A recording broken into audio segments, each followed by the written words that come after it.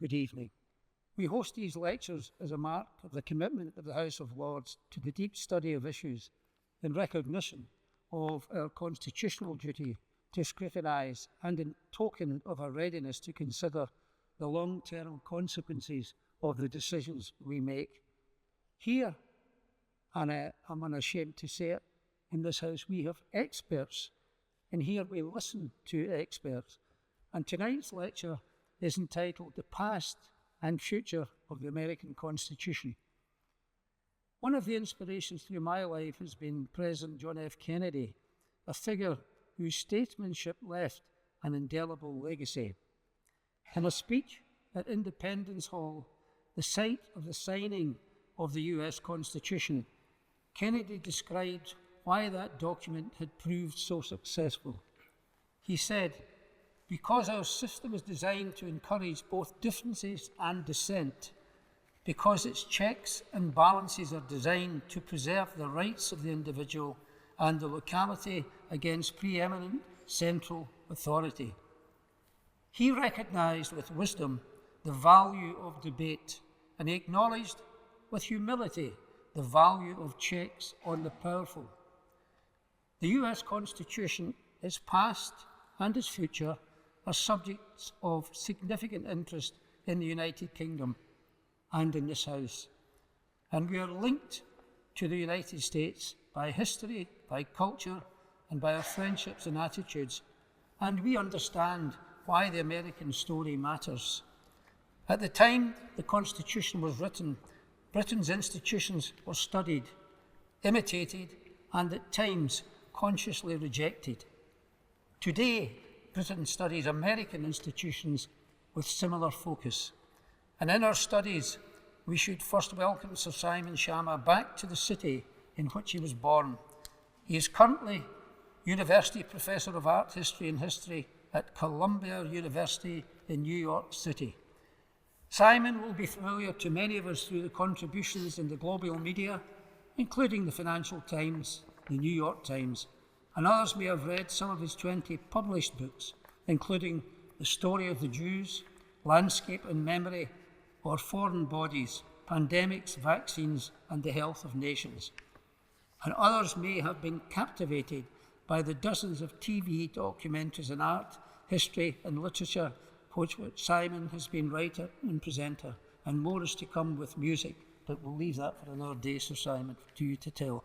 He has previously taught at Cambridge, Oxford and Harvard universities, received numerous prestigious awards for his historical writings, presentations and art criticism, and has received many high honours, including a CBE and a knighthood.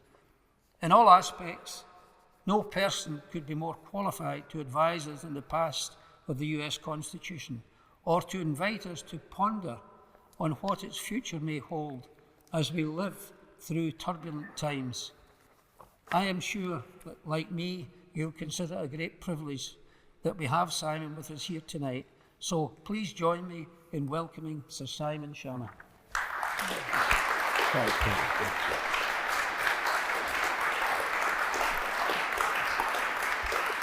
Thank you.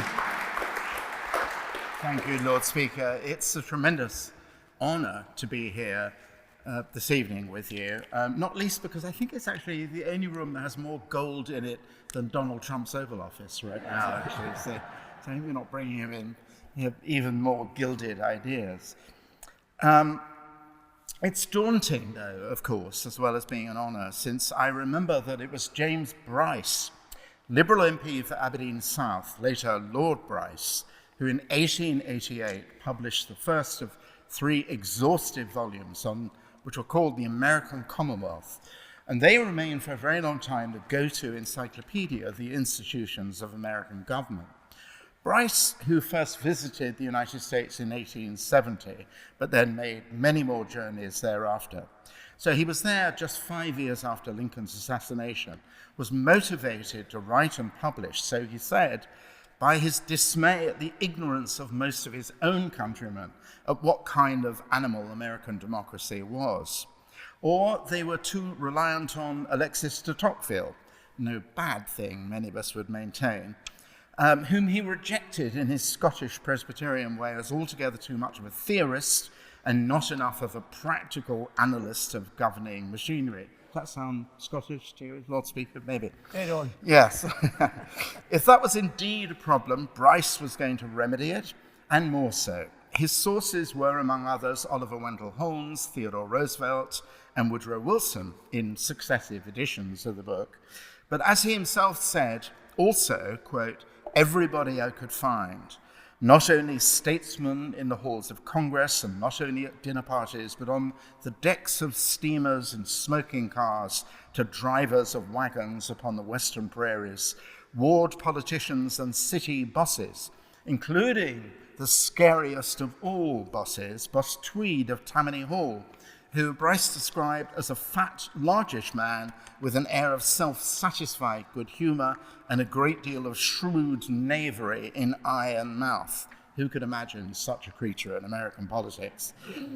Bryce went on to miners in Leadville, Colorado, also visited, some of you may know, by Oscar Wilde, who lectured them on the aesthetics of interior decoration in his floor-length velvet green coat.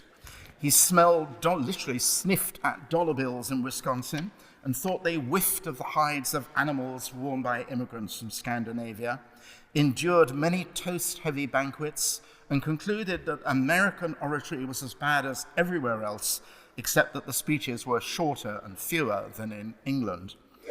I regret to say little of this meaty flesh and blood reportage survives in his mammoth work. But what does leap out of the pages was his faith, kept up to Bryce's death in 1920, that, quote, the institutions of the United States are more than an experiment, for they are believed to disclose and display the type of institutions which, as by a law of fate, the rest of civilized mankind are forced to move, some with swifter, some with slower, but all with unresting feet. If only. And yet, a wistful reflection now. It was not that long ago, though it might seem an age, that American democratic politics could indeed live up to Bryce's faith that it might be a model for the future, rather than be met with a grim cackle of disbelief. So there are elements of American institutions, the Electoral College at the top of the list, but also, as Jill Lepore, some wonderful book she's written, as she argues, the blockage, almost the impossibility of amending the Constitution, the elements that have made the Constitution dangerously sclerotic. The more immediate problem, though, turns out to have been an unfounded optimism about the Constitution's endurance, warts and all, that we are now faced with. All those vaunted safety nets Lord Speaker spoke of, guardrails, the division of powers that guaranteed checks and balances, a strictly independent judiciary, an apolitical civil service, the prohibition on using the military for domestic policing, oaths of allegiance sworn by public officials and judges, not to an individual but to the Constitution. All of those survived not just the killing fields of a civil war that took 750,000 lives, the slaughters of World War I in 1917 and 1918, the Depression and the Red Scare of the 1940s and 50s. So what could possibly happen to bring those guardrails down? Well, now we have something of a dismaying idea. As a matter of fact, George Washington, who we should remember declined to serve a second presidential term, precisely to set an example of ambition restrained, was part of a founding generation that did know about how fragile the Constitution is, what kept them up at night. They were almost hag-ridden by it, and particularly about the dangers of a demagogue. In 1792, Alexander Hamilton warned of an adventurer, this is Hamilton, who, flattering the prejudices of the people and exciting their jealousies and apprehensions, would throw affairs into confusion and bring on civil commotion. A man unprincipled in private life, desperate in his fortune, bold in his temper, known to have scoffed in private at the principles of liberty, such a man seen to mount the hobby horse of popularity, to flatter and fall in with the nonsense of the zealots of the day, it may justly be suspected, wrote Hamilton, that his object is to throw things into confusion, that he may ride the storm and direct the whirlwind. In this, they may have been wiser than my own generation, for whatever their manifold faults, and yes, of course, slave owners laying down the law about the equality of mankind heads the list of a bit rich, complacency was not among them. To read the Declaration of Independence, which we'll be doing a lot of next July, certainly on my American side, I'm sure on this side of the ocean too, and it's to be hoped in a spirit of facing the conflicted truth rather than the thumb-sucking, infantilizing, feel-good placebo of the statuary garden that the president has promised, is to read the Declaration, is to hear the voice of tremendous, seem to hear the voice of tremendous collective self-confidence, those self-evident truths that Jefferson had at the masthead of the Declaration. But very few of the makers of the Revolution and the Constitution were, in fact, free from anxieties, fearfulness. A republic, if you can keep it, was Benjamin Franklin's famous answer to an inquiry about what form the new nation should take. But some of their fears for the future, when a noble document, as they of course believed it was, landed in the world of regular men, white men, going about their daily business, were assuaged by a conviction that the Act of Independence, the constitutional framework that followed 11 years later, and the first 10 amendments that followed that in 1791, were all based on a secure foundational history. And that bedrock was, paradoxically, the political, legal history of England, Britain, but they always spoke of it as English. Which is why what I want to talk to you about this evening is this seemingly perverse paradox about our fruitful entanglement Lord Speaker referred to, why we here have a stake in the securing or perishing of the American experiment. In truth, we've never been quite as divorced as it seemed in 1776. Think how quickly post-war relations were re-established. And there is a clue to why that was.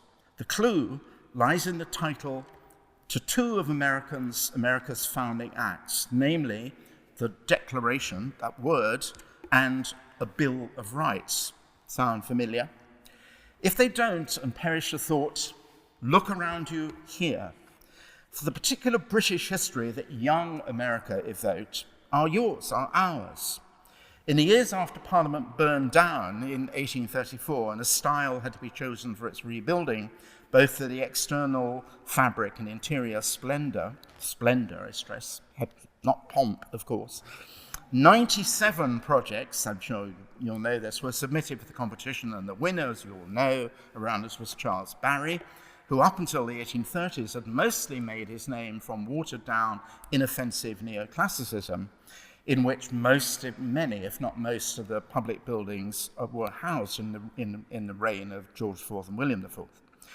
The only major secular structure to survive the flames of 1834, of course, was also the most beautiful, arguably, Westminster Hall, perpendicular Gothic, with its hammer beam ceiling created in the reign of Richard II, but which saw out both the kings, Richard II's deposition, and, of course, later, the trial of Charles I.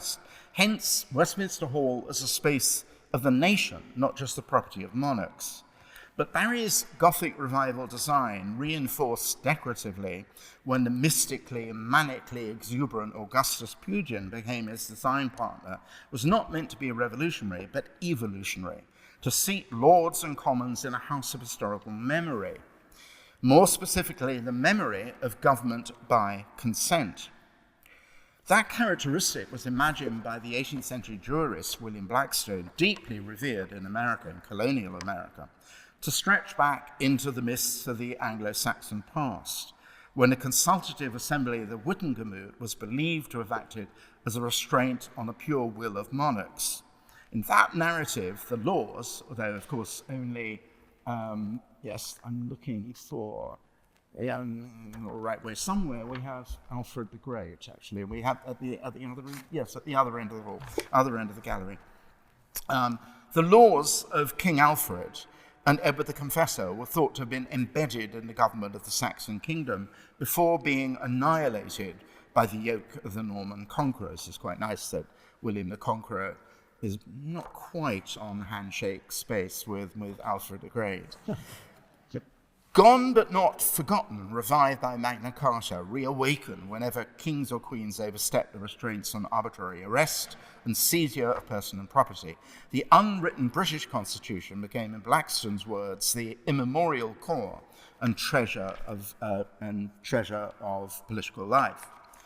The architecture which best expressed this process of organic transmission, generation to generation, materialized in Parliament, could therefore only be medieval or pseudo-medieval Gothic, with its roots in nature, not the classical order of columns and tablatures and pediments weightily imposed upon them. The Barry-Pugin decision was chronologically significant too, since the 1830s, of course, were self-consciously, at least in the minds of Whig governments, a moment of national rebirth following the Great Reform Act that had transformed the boundaries of the political nation. The industrial imperial future then would, perversely, come dressed in the costume of the remote past, Victorian Gothic, a sort of oxymoron, if you think about it for a minute. This was not true of the tastes and messaging of America's founding fathers, for whom a mortified, important, classicism was thought to be the most appropriate housing for republican virtues, but their emphasis was on republican, not imperial Rome. Its modest villas, not its imperial arches of triumph, of the kind that President Trump has already proposed for Washington on the Arlington side of the Potomac.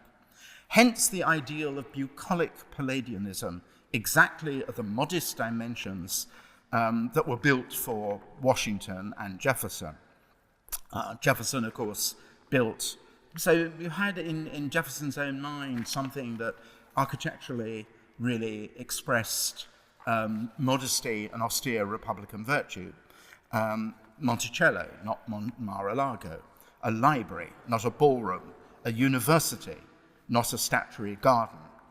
Domed monumentalism was appropriate, but only for sovereign Congress. And it was thought of sovereign. This notion that they're co-equal institutions, I think not quite right. The House of the People's representation. Everything else was corrupt pomp, the architecture, as Jefferson once wrote, of Nero. Back, though, to the founding documents of America and the violent separation, which was in its way one of history's most backhanded compliments. The clue to the kinship, as I said a minute ago, are in the words, declaration. The term was first used in America by protests against the Stamp Act in 1765-66. And then, of course, 10 years later, after the mini-battles at Lexington and Concord, in the early spring of 1775, that preempted any possibility of peaceful reconciliation with Britain. Between late 1775 and the summer of 1776, many such declarations of independence were written and published for states like Massachusetts and Connecticut, preceding the formatively famous one adopted on July the 2nd, not July the 4th. One of those prototypes was the Declaration of Right, called that, authored by Jefferson's friend George Mason, for the convention that would create a constitution for the state of Virginia. There were many such similar statements, and all of them took that word declaration again from the moment of England, Britain's political refounding, the Declaration of Rights of 1689. That declaration, largely written by the trio of the Commons Speaker, Henry Powell, as well as George Savile, the Marquess of Halifax, and lawyer John Somers, and read aloud in the House of Lords by Halifax to William and Mary on February the 13th, 1689, was a condition for their enthronement and coronation, which they duly and graciously accepted. It was in effect a brand new constitution for the country. At the heart of it was an inventory of grievances against the offences committed by the absent and deposed James II, among which were the pretended royal power to dissolve or suspend Parliament, levy taxes without consent, arbitrarily seize persons and property, maintain a standing army in peacetime, all of which made their way, of course, you'll see, into the heart of the American Declaration of Independence, almost transposed.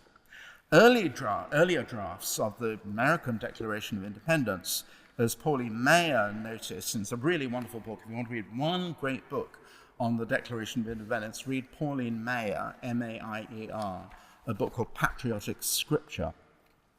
And she noticed that actually the first draft, the original draft, not the finished draft by Jefferson, used the slightly antique form whereas, which had been used constantly all through the document of 1689 to preface the long catalogue of grievances.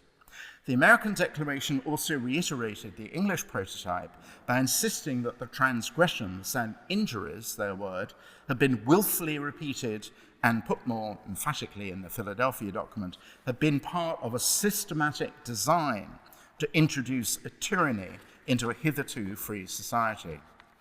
What was different in the American repurposing of 1689 was, of course, the grand statement of philosophical principle prefacing the offences, stating that the purpose of all government was the happiness and security of the people from whom it derived its legitimacy. When those ends were wantonly violated, the overthrow of such a purported government was not justified but, quote, natural. But of course, that appeal to the laws of political nature also had specifically English sources, most obviously John Locke, whose political theory had become a kind of civic truism in the colonies, but also 17th century Republicans like John Milton and Algernon Sidney. The working assumption of the American Declaration of Independence, explicitly made in the final draft of the committee, adopted by the Continental Congress on July the 2nd, was that somehow the British themselves, especially their parliament, had betrayed their own birthright, which had just relocated itself to the other side of the Atlantic. By that reasoning, the severance of America from its metropolitan former home was a way to save the British from themselves, or at least from their king. Two more documents need to be fitted into this chain of connections, both written by Jefferson's friend George Mason. Like the rest of the Virginian framers, Mason was an owner of land and enslaved people. But unlike Jefferson, Washington, and Madison, he was an abolitionist, or more accurately described as an eventual abolitionist, who in his Fairfax County Resolves of 18th July 1774, one of the many statements of solidarity with the closure of Boston sports and the quartering of troops, the punishment for the Tea Party, took the opportunity, this is Mason, of declaring our most earnest wishes to see an entire stop to such a wicked and cruel slave trade. The colonies were not to be considered, Mason wrote, conquered lands, and that the most important and valuable part of the British Constitution upon which its existence depends is the fundamental principle of the people being governed by no laws to which they have not given their consent. Not then to update matters to now, not government then by executive orders without the consent of Congress. The die then was not yet cast. In Franklin County, Mason and Washington were neighbors in that county in Virginia. It was also resolved, quote, that it is our greatest wish and inclination, and we're in 1774, remember, with greatest wish and inclination as well as interest to continue our connection with dependence upon the British government, but though we are its subjects, we will use every means heaven has given us to prevent our becoming its slaves. Mason's 23rd resolve was to draw up a humble remonstrance of the grievances to be presented to the king, quote, declaring in our strongest terms our duty and affection to his majesty and his parliament. Such a petition was indeed drafted, you'll probably know, and sent, only to be met by George III's refusal to read it, much less consider its arguments. 2 years later, when Mason drafted Virginia's Declaration of Rights, he'd gone well beyond a statement of grievance and redress. Section 3 of Virginia's Declaration of Rights set out the Lockean paradigm. of an indubitable, inalienable right to cast off an allegiance that violated the trust and damaged the happiness of the people with whom ultimate sovereignty lay. But unlike Jefferson, he also began, very early on then, in the early spring of 1776, to envision how an American republic ought to be particularly constructed. First and foremost, for the protection of liberty, there had to be a clear separation of legislative, executive, and judicial branches. No one branch should be made to do the bidding of the other. No laws could be enacted without the consent of the people's representatives. There must be no general warrants or searches without evidence of facts. Think about what's happened to essentially ignore due process to some of the immigrants who found themselves deported to San Salvador. And then stated for the first time, really, certainly in America, another crucial element of the document was freedom of the press is one of the great bulwarks of liberty and can never be restrained but by despotic governments. But none of this was going to obtain without unimpeachably virtuous and disinterested leadership. No free government, George Mason wrote, or the blessings of liberty can be preserved to any people but by a firm adherence to justice, moderate temper, frugality, and virtue. Doubtless it was George Washington who had chaired the meetings of the Fairfax Resolves 2 years earlier, who he thought best personified those qualities. But Mason also meant that if they were to take free republican government seriously, his fellow citizens had to share that belief in the indispensability of frugality, moderation, and virtue. All of that informed the work on the Constitution itself 11 years later, especially since, with unfeigned reluctance, Washington allowed himself to be called from his Mount Vernon retirement, to which he'd gone after the end of the war, to Philadelphia to preside over the Constitutional Convention. I don't want now to rehearse the intensely conflicted process by which the Constitution itself was fashioned. Remember, though, that only 39 of the 55 delegates to the convention actually signed it. But I do want to emphasize how contingent, how underdetermined, how fraught with peril and dissent it actually was. Only the two safety nets of the right to amend the Constitution and the right to impeach saved it from foundering altogether at that convention. Looking back at our culture, and I'm speaking with my American hat on now, of moribund civism and suicidally short attention span, it seems to me that the great epic moment almost of the Constitution was not actually in its writing, but in the subsequent extraordinary drama of the campaign to ratify.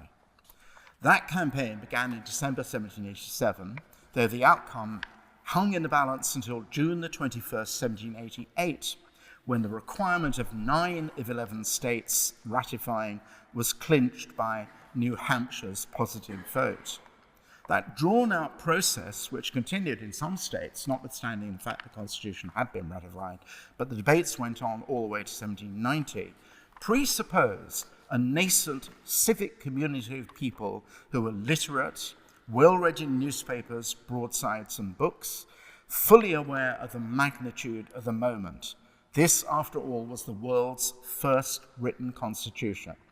And the community of debate was passionately engaged in the arguments pro and con. We know this because, unlike the secretive manner in which the Constitution was drafted behind closed doors in Philadelphia, the campaign to ratify was public and noisy. Ratification debates went all the way down to a multitude of local town meetings in all 13 states, who discussed and argued and then voted delegates upward to state conventions that would then decide whether the state in question would come down for or against the draft. This too was absolutely unprecedented, unless we have a very romantic view of what might have evolved in 5th century Athens. It's very much like that kind of very brief moment at the Putney debates of the Levellers and Lilburne and so on that was sort of crushed almost immediately by Oliver Cromwell. There was no Cromwell. Washington could not have been more different in that respect, and all the other Washingtons in the States from Cromwell. The weeks leading up to the Declaration of Independence had seen popular gatherings like the meeting. So there were some public gatherings sort of like that in the spring of 76. One, which I love, took place in Greenwich, Massachusetts on July the 1st, 1776, when the assembled townsmen voted, quote, for independence from Great Britain of the American Congress, not one dissenting, as the Clerk's Journal recorded. But aside from the vigorous popular campaign to ratify the Massachusetts Constitution, I hope you're still with me with all these 1,000 flowers of constitutionalism, in 1780, the meetings before the ratification campaign, this kind of extraordinary kind of seething local discussion, were few and far between. This was not the case in 1788, at the end of 87 and right through 88. This was more really like a nascent democracy in action, albeit minus women and the enslaved, to be sure. Most high school students in the United States now learn that the decisive influence on ratification were the essays penned by Alexander Hamilton, James Madison, and John Jay, all published under the common pseudonym Publius in the Federalist Journal. And those arguments in favor of more unified national government were so extraordinarily, and if you've read them lately, painstaking, powerful, detailed, coherent on every salient issue of the Constitution, especially the respective powers of Congress and the presidency. They sort of, and again I'm speaking with my American hat on now, put to shame what now passes for political discussion in contemporary American media. The Federalist Papers were indeed read and were influential, but they were by no means the whole story. Because there was no property or tax qualifications for those local meetings, records of the town meetings of 87 and 88 show evidence of an astonishing degree of active political participation. Towns like Adams in Berkshire County, Massachusetts, and Freiburg in York County in Maine, for example, went through the Constitution, as they put it, paragraph by paragraph. And in Ipswich, Mass, proceedings, I love this, maybe you should do this in the House of Lords, Lord Speaker, were interrupted for pauses so that towns voters could think them over. This, you'll agree, is a far remove from your standard ale-sodden, thug-infested, bribe-loaded polling days of Hanoverian Britain. Not now, of course, to be sure. But it's impossible to read those local records without a heavy sigh, since they speak of a precocious public for whom issues of the Constitution were not abstractly remote. They were not thought of as the conversations of an elite. They were thought of, as one put them, a matter of life and death. The Constitution, as ratified, was, to be sure, a very imperfect document, remained so even after the 10 amendments of the Bill of Rights. Though its protection of speech, assembly, and petition, those bulwarks that Mason had specified, did make an immense difference. The 13th and 14th Amendments, abolishing slavery and delivering voting rights citizenship during and after the Civil War, of course, during the Civil War, to all males born in the United States. The 19th Amendment, that at long last gave the same right to the female half of the American population, went a long way to making American democracy what James Bryce thought, even in the Gilded Age of bosses and party machines, might be a model for the liberal democratic world. In how much peril is that flawed Constitution now? It's the habit, I think, on this side of the ocean, forgive me if I wrong you, to discount our American deep anxieties as so much liberal hysteria, a mass clucking of academic chicken littles, better to just calm down and carry on with the Constitution. But the reason I've been taxing your patience with the history of the intertwining of British and American versions of free representative government is that, speaking as a United States resident with a 40-year-old green card, I could be deported for this. and only a British passport, I vote in Westminster, the survival or perishing of American constitutional democracy has a profound impact on the endurance of genuinely free states all around the world. This at a time when we know that democracy seems to be on the back foot. It ought to be noticed, I think, and you probably have noticed it, but forgive me for reiterating what may be the obvious. Some of the loudest wake-up calls have come not from the liberal or left side of American politics at all, but from pre-populist, often Reaganite conservatives, many of them like Mark Esper, Donald Trump's own Secretary of Defense in the first administration, General John Kelly, his Chief of Staff, Dan Coates, his Director of Intelligence, his own Vice President, Mike Pence, and also from senior, very conservative figures in the judiciary, Ty Cobb, Donald Trump's own special counsel, figures like the Federalist Society, a very conservative society, stalwart Judge J. Michael Luttig, who with two other colleagues filed suit to disqualify Donald Trump from standing for the presidency on the grounds that he had fomented insurrection on January the 6th, 2021. Witnessing Trump execute on the very first week of his second term a mass pardon of the January 6th rioters, many of whom committed acts of extreme violence against the Capitol Police, only served to vindicate those conservative views that he intended to make a mockery of justice itself.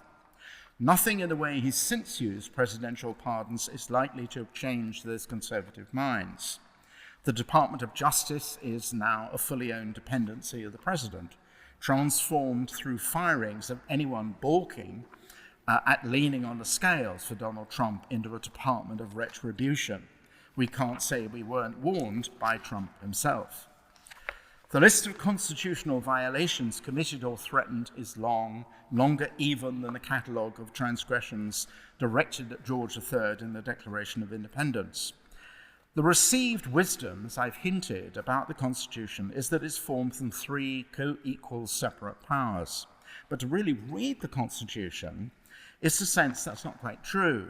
Congress seems sovereign almost to the same extent as Parliament here, which is why it appears as the first article of that document.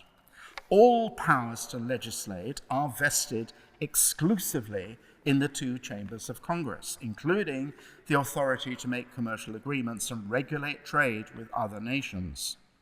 After a long delay, the Supreme Court is finally hearing arguments on the constitutionality of presidentially ordered tariffs. And it's entirely possible, from what I don't know, I have a hunch that they're probably going to rule against the government, when an opinion will be given as thought sometime in the new year. I would guess something around February.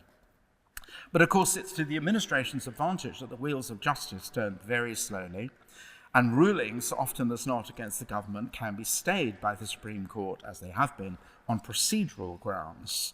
So-called shadow dockets that you may know of, they're appeals heard by the court on the basis of claim of national emergency by the government, are conducted often without full and transparent arguments, and not, for the most part, with any published opinions of the justices at all, just a ruling pro or con. And they've all been used to an unprecedented degree to expedite what the administration wants done. Actions that the Founding Fathers would have recognized as offenses against liberty, the stationing of the military amidst civilian populations in peacetime, on the pretext of subduing not just criminality but riots. There was an extraordinary case you probably saw in Portland, Oregon, which was described by the president as a war zone. So you had the spectacle of the Secretary of Homeland Security, Kristi Noem, visiting Portland, searching around for conflagration and finding only skateboarders in day-glow wigs doing hippie tribute acts on the sidewalk. Nonetheless, that was enough for suspension of due process and for an afternoon habeas corpus. But black farce aside, there is the Insurrection Act. This is serious business. The Insurrection Act of 1807 that gives the president the authority not just to federalize the National Guard, otherwise under the control of the states and their governors, so that its dependence does not have to depend on those governors, but which also gives the executive the power to mobilize the armed forces of the United States in situations where it's said to be, it proves to be impossible to execute or enforce the law. That act has been invoked many times before, but almost always on the side of civil rights against the possibility of Confederate resistance after the end of the Civil War, to disarm the Ku Klux Klan during Reconstruction, and to enforce desegregation in the 1960s. During his first administration, you might remember, Trump was threatened but was dissuaded from invoking the Insurrection Act against the George Floyd Black Lives Matter protesters. But during the past months, he's made no secret of thinking about using it both at the border and inside cities, should he deem it necessary to remove the obstructions and assemblages, that's the terms used in the Act, prejudicial to the implementation of law. And as has been noted, again, most forcefully by the most conservative ex-judges, the Act, as likely construed by this Supreme Court, gives very broad, in fact, exclusive authority to the President to determine whether the trigger conditions for invoking the Insurrection Act, the deployment of military against American civilians, have been met. Most alarmingly, me anyway, Trump has let it be known that the conduct of elections, which again is exclusively specified to be the provenance of the states in each state make their own arrangements for general elections. He's let it be known that it's so riddled, in his view, with fraud and error that it might be necessary to station troops at polling stations to weed it out on election days. Could such an eventuality come to pass in 2026? I wouldn't rule it out, especially when, unlike during the first term, when cooler and more constitutionally conscientious heads prevailed on Donald Trump not to shoot protesters in Washington, D.C. in the legs. His current team, including Pam Bondi, the Attorney General, Caroline Leavitt, the Press Secretary, and especially his Deputy Chief of Staff, a really alarming figure, Stephen Miller, pump up the demonization of any dissent with accusations of sedition, rebellion, and treason against anyone daring to question the wisdom of the president. When 6 members of Congress, all of them military or intelligence veterans, reminded the military that unlawful orders from the president did not command obedience, Trump accused them in social media of committing an act of sedition, the punishment for which he tweeted, in capital letters, of course, is death. The most senior of those 6, Senator Mark Kelly of Arizona, a retired combat pilot and astronaut, is now under active investigation by the Pentagon with a view to court-martialing him. Good luck with that, I have to say. If you want to know just what it feels like, how unhysterical these worries are, how much is at stake, just imagine government here proceeding by executive orders from 10 Downing Street. And don't say, oh, we have that every day. No, you don't. With no parliamentary legislation, no oversight or accountability. Imagine instructions coming from the Home Office to judges through the country to, quote, align yourself with the Prime Minister's priorities, or having uniform streets of major cities or patrolling, say, the Notting Hill Carnival, civil servants told to forget about political neutrality and security of office, and so on. But I'm famous for being a glass half full person. This may come as a surprise to you over the last half hour, but nil desperandum. The winter solstice is but a few weeks away. Light is returning. Donald Trump's approval ratings are in the mid or at best upper 30s.